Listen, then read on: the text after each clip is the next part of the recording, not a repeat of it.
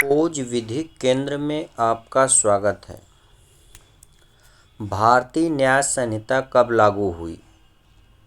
Option number A 1 अगस्त 2024, option number B 1 जुलाई 2024, option number C 12 सितंबर 2024, ऑप्शन नंबर डी 12 अक्टूबर 2024। इसका राइट आंसर होगा भारतीय न्याय संहिता 1 जुलाई 2024 को लागू हुई। Option number B is right. आइए क्वेश्चन नंबर 2 देखते हैं। भारतीय न्याय संहिता की कौन सी धारा लागू नहीं है? ए धारा 107, बी धारा 108, सी धारा 45, डी धारा 106। इसका राइट आंसर होगा ऑप्शन नंबर डी धारा 106 की उपधारा 2 लागू नहीं है। इसका राइट आंसर क्या होगा? ऑप्शन नंबर डी धारा 106 की उपधारा 2 लागू नहीं है। आइए हम देखते हैं कि धारा 107 किससे संबंधित है। धारा 107 बालक या विकृत व्यक्ति की आत्महत्या का दुष्प्रेरण से संबंधित है। आइए आप देखें धारा 108 को। धारा 108 आत्महत्या का दुष्प्रेरण है। धारा 45 दुष्प्रेरण से संबंधित है। अब यहाँ पर हम देखते हैं कि धारा 106 की उपधारा 2 किससे संबंधित है? जो कोई यान की उतावलेपन या उपेक्षापूर्ण चालन से किसी व्यक्ति की मृत्यु कारित करेगा जो आपराधिक मानवबध की कोटि में नहीं आता है और घटना के तत्काल पश्चात इसे पुलिस अधिकारी या मजिस्ट्रेट को रिपोर्ट किए बिना निकलकर भागेगा, किसी भी भांति के ऐसी अवधि के कारावास से जो 10 वर्ष तक की हो सकेगी दंडित किया जाएगा और जुर्माने के लिए भी दायी होगा।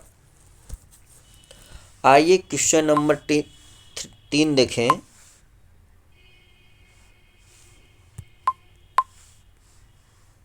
भारतीय न्याय संहिता की कौन सी धारा दहेज मृत्यु से संबंधित है? यहाँ पर आप ध्यान से देखेंगे कि option number 304 B, option number B 80, option number C 86, option number D धारा 80। इसका राइट आंसर होगा ऑप्शन नंबर बी धारा 80। भारतीय न्याय संहिता की धारा 80 दहेज मृत्यु से संबंधित है। दहेज मृत्यु से संबंधित है।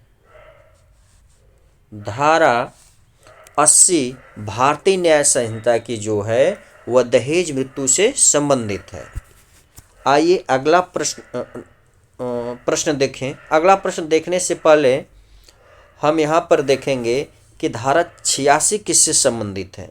धारा 86 जो है भारतीय न्याय संहिता की धारा 86 क्रूरता से संबंधित है और धारा 88 जो है वह गर्भपात कारित करने से संबंधित है। आइए अगला प्रश्न देखें। क्वेश्चन नंबर 4 जो है, जो कोई दहेज मृत्यु कारित करेगा उसे दंडित किया जाएगा। यहाँ पर टाइप एरर हो गया है। क्वेश्चन नंबर 4 को पुनः देखें। जो कोई दहेज मृत्यु कारित करेगा, यहाँ पर देखिए, यहाँ पर प्रश्न होना चाहिए जो कोई दहेज मृत्यु कारित करेगा। यहाँ पे आप ठीक कर लेंगे इसको, कार्य को यहाँ कारित रहना चाहिए।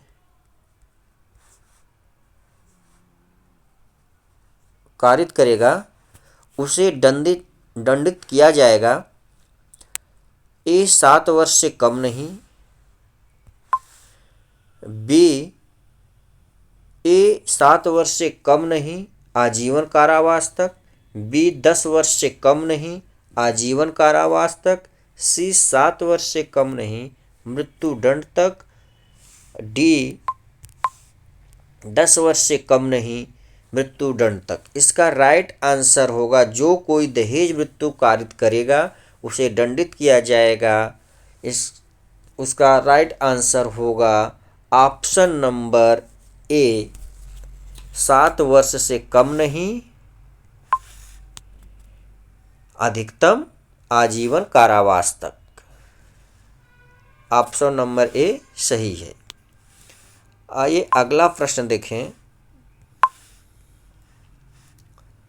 भारतीय न्याय संहिता की किस धारा में बालक को परिभाषित किया गया है?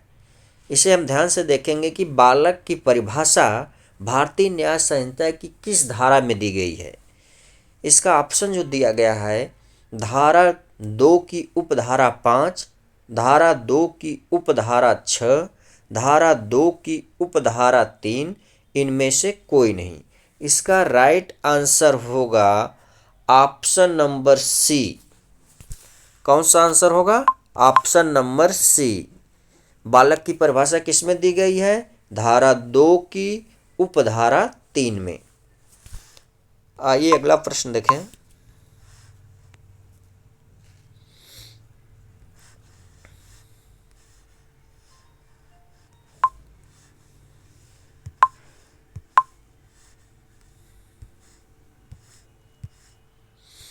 अगला प्रश्न क्वेश्चन नंबर 6।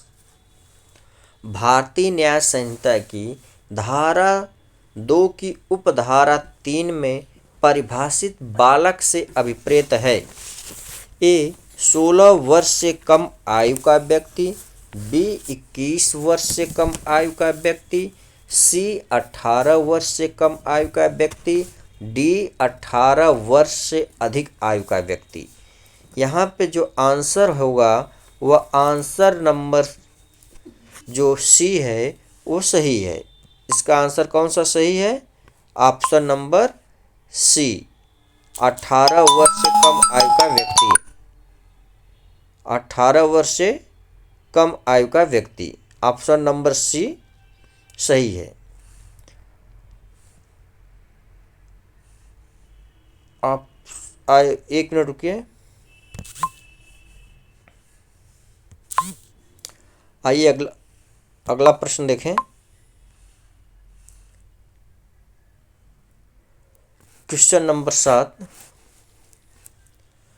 क यक्ष देश में ख को भारत में हत्या करने के लिए उकसाता है। क किस धारा के अंतर्गत हत्या के दुष्प्रेरण का दायी होगा? इसका राइट आंसर होगा ऑप्शन नंबर ए धारा 48। इसका राइट आंसर होगा ऑप्शन नंबर ए धारा 48। 48 जो है भारत में अपराधों का भारत से बाहर दुष्प्रेरण से संबंधित है, और धारा 47 जो है भारत के बाहर के अपराधों का भारत में दुष्प्रेरण से संबंधित है, और धारा 45 जो है वह दुष्प्रेरण से संबंधित है, और धारा 46 जो है वह दुष्प्रेरक से संबंधित है। आइए अगला प्रश्न देखें। भारतीय न्याय संहिता 2023 की किस धारा में क्रूरता को परिभाषित किया गया है? क्वेश्चन नंबर 8 को हम जब देखेंगे तो इसमें कहा गया है कि क्रूरता को किस धारा में परिभाषित किया गया है। इसका राइट आंसर होगा ऑप्शन नंबर बी धारा 86 में क्रूरता को परिभाषित किया गया है। क्रूरता को परिभाषित किसमें किया गया है? धारा 86 में। धारा 86 में क्रूरता को परिभाषित किया गया है। और जो धारा 85 है वह किसी महिला के पति या पति के नातेदार द्वारा उसके प्रति क्रूरता करना से संबंधित है।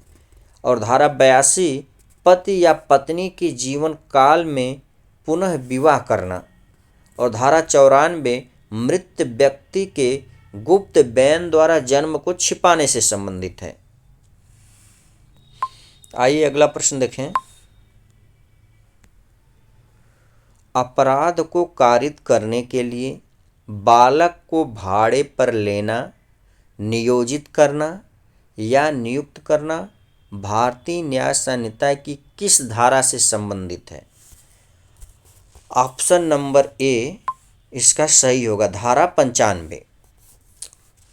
और धारा 89 जो है महिला के सम्मति के बिना गर्भपात कारित करना से संबंधित है। धारा 89 जो है वह सम्मति के बिना गर्भपात कारित करना, महिला की सम्मति के बिना गर्भपात कारित करना से संबंधित है। और जो धारा 78 है भारतीय न्याय संहिता की धारा 78 जो है वह पीछा करना से संबंधित है। किससे संबंधित है? पीछा करने से संबंधित है। और धारा 75 जो है भारतीय न्याय संहिता की धारा 75 जो है वह लैंगिक उत्पीड़न से संबंधित है। किससे? लैंगिक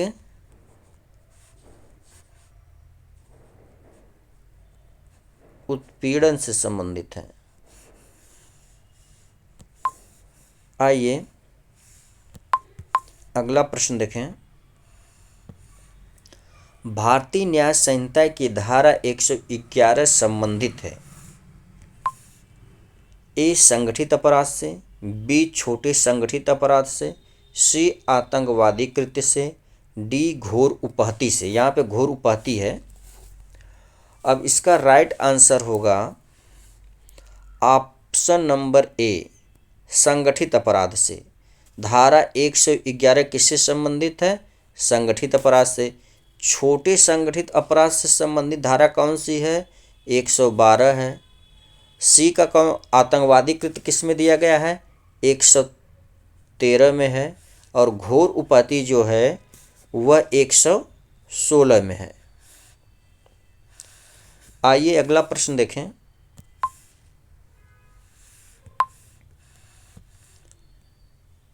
महिला की लज्जा भंग करने के आशय से उस पर हमला या आपराधिक बल का प्रयोग भारतीय न्याय संहिता की किस धारा से संबंधित है? इसका राइट आंसर होगा ऑप्शन नंबर ए 74, धारा 74 राइट आंसर है इसका। अब हम यहाँ पे देखेंगे कि धारा 75 किससे संबंधित है। धारा 75 है लैंगिक उत्पीड़न से।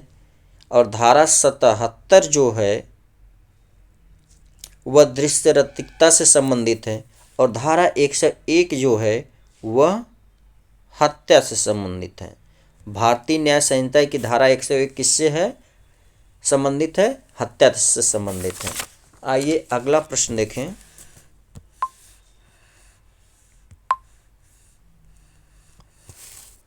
भारतीय न्याय संहिता की धारा 110 संबंधित है ए डकैती, बी लूट, सी संपत्ति का बेईमानी से दुर्विनियोग, डी इनमें से कोई नहीं। इसका राइट आंसर होगा ऑप्शन नंबर ए डकैती। भारतीय न्याय संहिता की धारा 310 डकैती से संबंधित है। 310 किससे संबंधित है? डकैती से संबंधित है। और 309 लूट से संबंधित है। 309 किससे संबंधित है? लूट से संबंधित है। और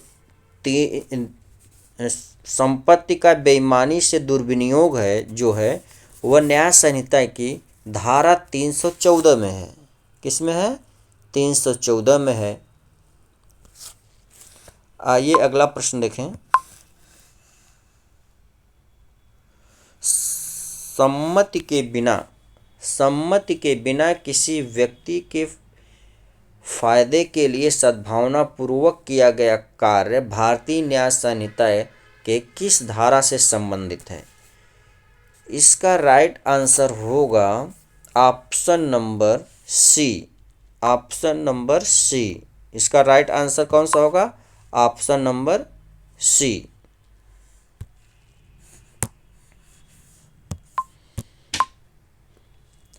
अगला प्रश्न देखें।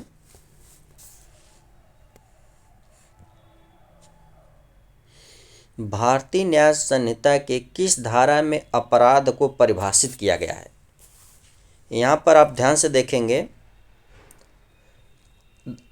भारतीय न्याय संहिता की धारा 2 की उपधारा 24 जो है वह अपराध से संबंधित है। इसका मतलब ये हुआ कि भारतीय न्याय संहिता की धारा 2 की उपधारा 24 में अपराध को परिभाषित किया गया। अपराध को किस में परिभाषित किया गया है? अपराध को परिभाषित किया गया है धारा 2 की उपधारा 24 में। 24 में 2 की उपधारा 24 में अपराध को परिभाषित किया गया है। अपराध को किस में परिभाषित किया गया है? धारा 2 की उपधारा 24 में अपराध को परिभाषित किया गया है। अपराध को परिभाषित किया गया है। और धारा 2 की उपधारा 28 जो है लोक सेवक से संबंधित है। लोक सेवक। और धारा 2 की उपधारा 35 महिला से संबंधित है। धारा 2 की उपधारा 23 में शपथ दिया गया है। शपथ। ऊज विधि केंद्र को आप लाइक एवं सब्सक्राइब करें। धन्यवाद।